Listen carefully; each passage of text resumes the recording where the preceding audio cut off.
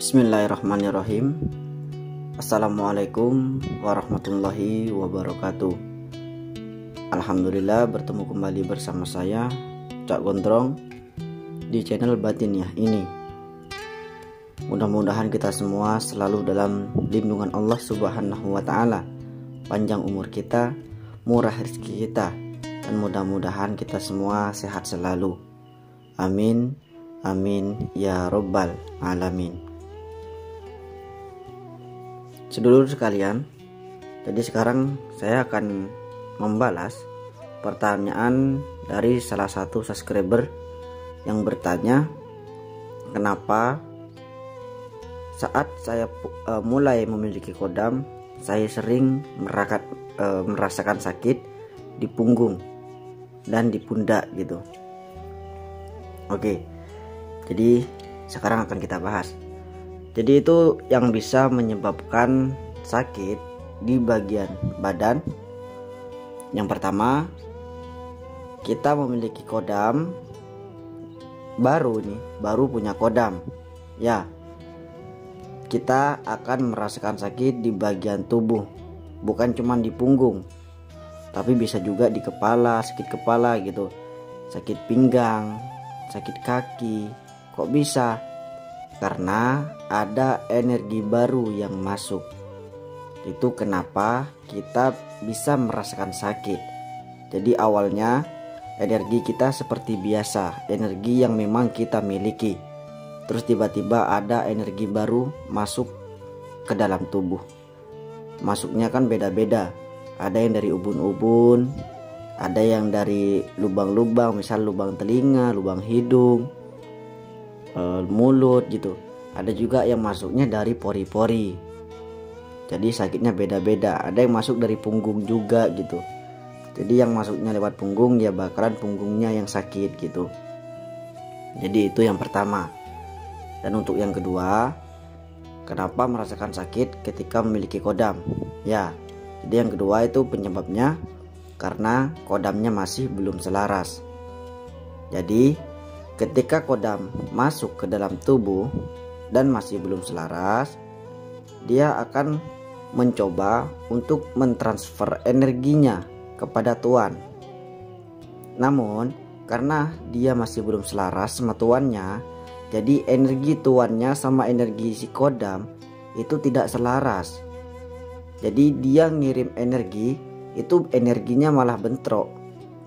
Jadi energi si tuan sama si kodam itu bentrok. Itu yang membuat sakit. Jadi harus diselaraskan. Bagi yang merasakan punya kodam dan belum selaras, itu harus diselaraskan dulu.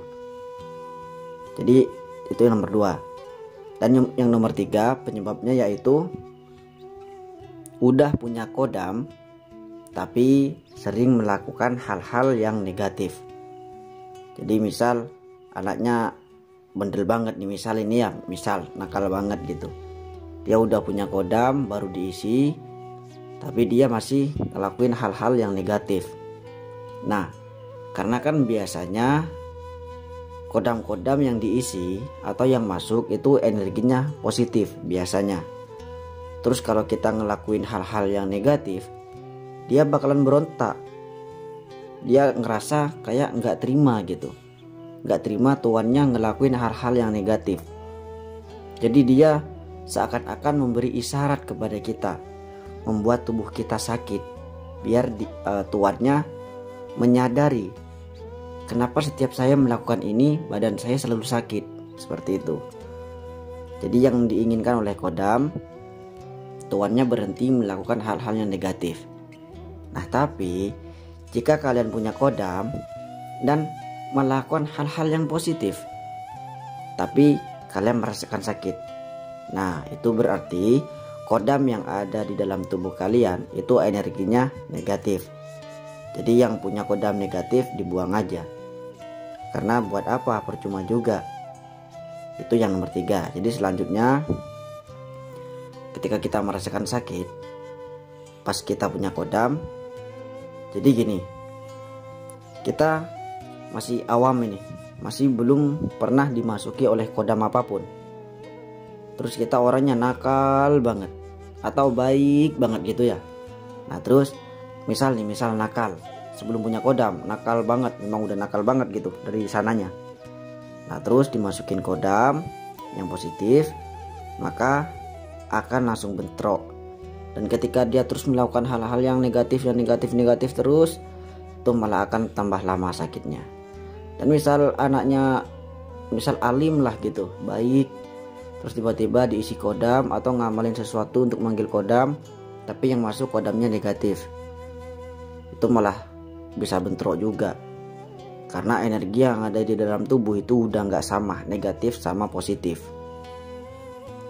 Nah selanjutnya yang terakhir, kenapa bisa merasakan sakit ketika punya kodam?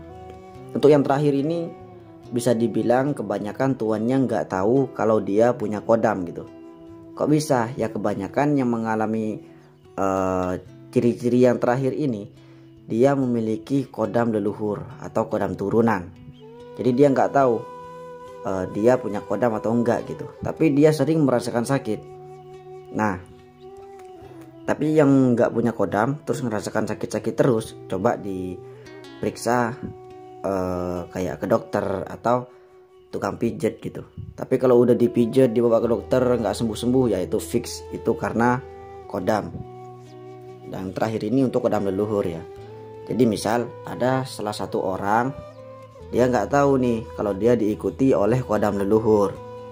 Nah terus karena kodam leluhurnya udah di dalam tubuh dia, tapi dia dalam keadaan nggak tahu nih kodam udah ada di dalam tubuh dia jalan ke satu tempat, terus kodam-kodam yang ada di tempat itu ketarik atau tertarik dengan orang itu, paham ya? Nah ketika tertarik pengen ikut, dia bakalan ngikut orang itu. Sedangkan kodam leluhurnya yang memang sudah ada di dalam tubuh itu nggak suka sama kodam yang baru ini.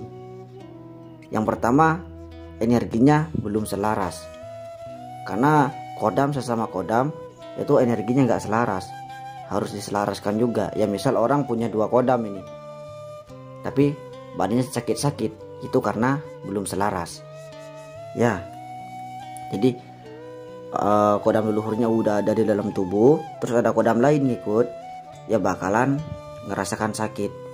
Yang pertama, kodam leluhurnya udah di dalam, terus yang di luar itu pengen masuk ditahan sama kodam leluhurnya dari dalam.